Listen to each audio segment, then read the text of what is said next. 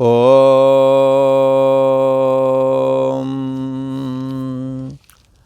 श्री योग वासिष्ठ के उत्पत्ति प्रकरण में श्री वशिष्ठ जी महाराज कहते हैं, हे राम जी, जैसे बीज में पत्र, फूल, टहनी और वृक्ष दिखते हैं, हाँ, जब अंकुरित हो जाता है बीज तो उसी से बेल निकलती है, पत्ता निकलते, फल फूल आदि निकलते हैं।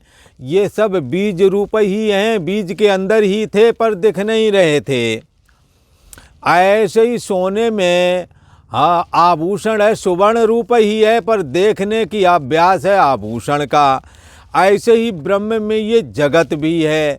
ये जगत दिखता है क्योंकि जगत की भावना दृढ़ हो रही है। जगत का आश्रय प्रकाशक ब्रह्म नज़र में नहीं आता, ज्ञान स्वरूप आत्मा नज़र में नहीं आता।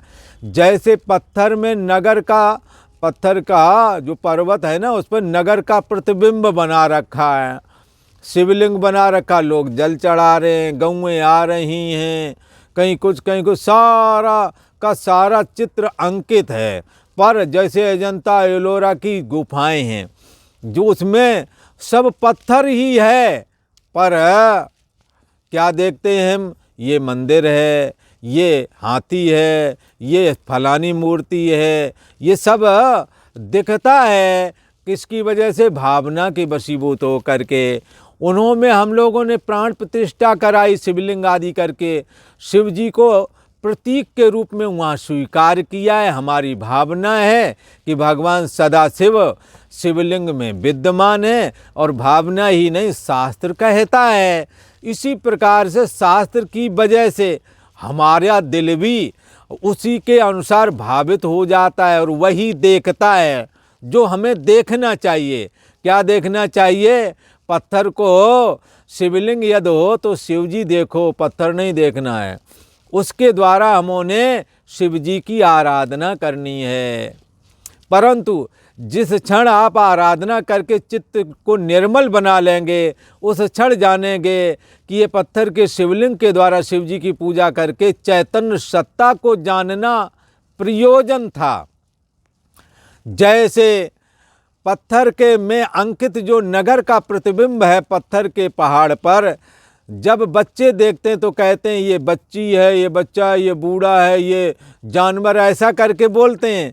पर जब वही बड़े हो जाते हैं और समझदार हो जाते हैं तो कहते हैं ये पत्थर का ही हाँ जानवर अंकित है पत्थर ही।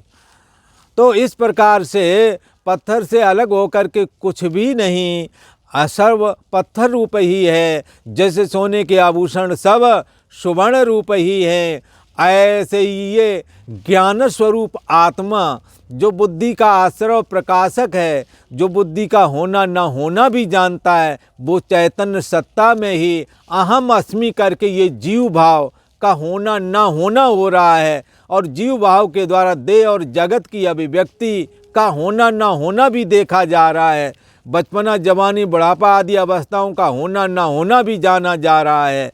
जिसके द्वारा ये जाना जा रहा है वो ज्ञान स्वरूप है। उस ज्ञान स्वरूप सत्तात्मक परमात्मा में ही ये अहम त्वमिदम आदि समस्त जगत की अभिव्यक्ति हो रही है।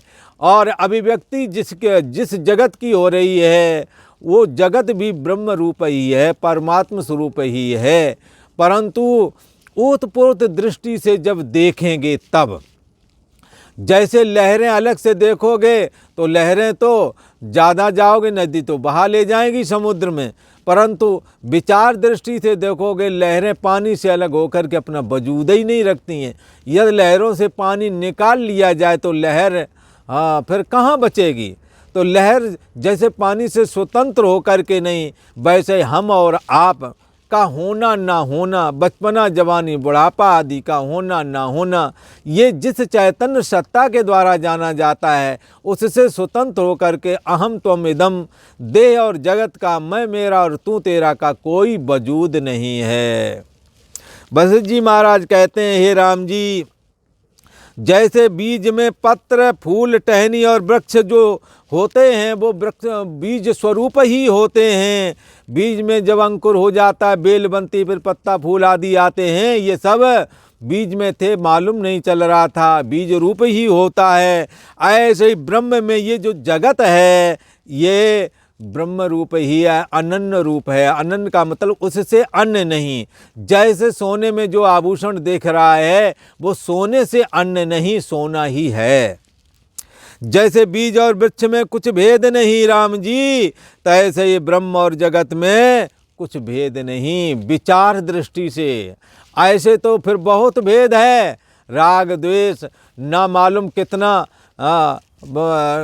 इसमें झंझट है। ये सब तब निवृत्त हो जाते हैं जब ब्राह्मी दृष्टि का आश्रय करके ब्रह्म रूप हो जाता है साधक। ब्रह्म और जगत में राम जी कुछ भेद नहीं, विचार न करने से भेद भाषित होता है।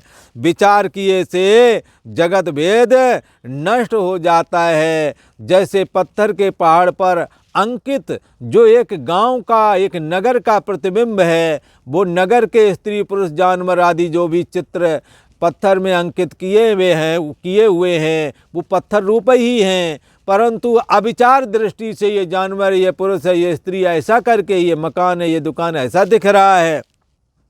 अथवा पर्दे पर जो दिखने वाला फिल्म का जो जगत दिखा रहे हैं वो पर्दे से अलग होकर के उसका वजूद नहीं, पर्दा रूप ही है, वो शून्य रूप ही है, पर दिखते भर हैं, वहाँ कुछ है नहीं। विचार किए से जगत भेद नष्ट हो जाता है। हे राम जी, अब यह विचार ना करना कि ये कैसे उपजा है और कहाँ से आया है। जैसे पर्दे पर जो ये फिल्म वाला जो जगत दिखता है, अब ये विचार नहीं करना ये कहाँ से आया, काहे को आया। पर्दे पर दिख रहा है, एक बहुत बड़ा भ्रम है कि जगत वहाँ नहीं है, फिर भी वहीं जगत की अभिव्यक्ति होती है। एक जगह पानी बतासे फिल्म में बेच रहा था और एक साथ में बालक अपने पापा के साथ बैठा देख रहा था। उसने कहा था ये पानी बतासे मुझे भी ले आवो, तो पापा ने कहा वहाँ नहीं है। बोले ये कैसे कहते, ये सामने दिख रहे, बेच रहे, लोग खरीद रहे, पैसे दे रहे, तुम झूठ बोल रहे हो। तो जब तक हमारी बाल बुद्धि है तब तक हमें ये जगत ही सत्य दिखता है, इसमें स्थित परम ब्रह्म परमात्मा नहीं दिखता। जैसे बालक को वहाँ फिल्म वाले जगत की ही सत्यता दिखती है, वहाँ कुछ है ही नहीं, ये बात विश्वास नहीं करता। ऐसे ये जग हरि का रूप है। ये हरि रूपी परमात्मा रूपी पर्दे पर अहम त्वम इदम आदि जगत दिख रहा है। वास्तव में यदि कुछ है तो परमात्मा स्वरूप ही है। जैसे पर्दे पर दिखने वाला फिल्म वाला जगत यदि कुछ है तो शून्य रूप ही है, पर्दा रूप ही है, पर्दे से अलग होकर के कुछ नहीं। ऐसे ये जगत रूप पर्दा हम त्वम रूप जो ये जगत है ये परमात्मा रूपी पर्दे पर दिख रहा है। ये जगत का वजूद नहीं, पर्दे का वजूद है। पर्दा की जगह पर है परम ब्रह्म परमात्मा। इसीलिए कहते हैं विचार किए से ये भेद नष्ट हो जाता है। ये जगत कहाँ से आया है ऐसा विचार करने का कोई प्रयोजन नहीं। जगत की निवृत्ति का उपाय है, इसे निवृत्त कर लेना चाहिए। कब हुआ और कैसे हुआ, जैसे तुम्हारे सफ़ेद कमीज में ये काले कब लगी, कैसे लगी, इसकी खोज मत करो, साबुन ले लो और इसे छुटा के फेंक दो। ये जगत जो दुख रूप है ये कब हुआ, काहे को हुआ, ये विचार न करके इससे छूटने का यत्न करना चाहिए।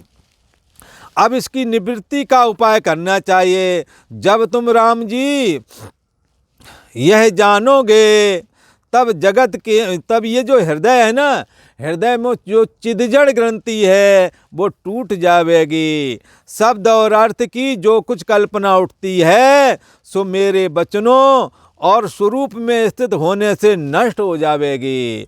मैं जो तत्व ज्ञान कथन कर रहा हूँ उसके सुनने से ये जगत की कल्पना नष्ट हो जाएगी, हृदय की चिदजड़ ग्रंथि का भेदन हो जाएगा। शब्द और अर्थ की जो कल्पना उठती है हे राम जी सो मेरे वचनों पर विश्वास करने से, उनके श्रवण करने से और स्वरूप में चैतन्य सत्ता सोहम अस्मि वो मैं ही हूँ, ऐसे भाव में स्थिति प्राप्त कर लेने से ये शब्द और अर्थ की कल्पना भी नष्ट हो जाएगी। आज इतना ही।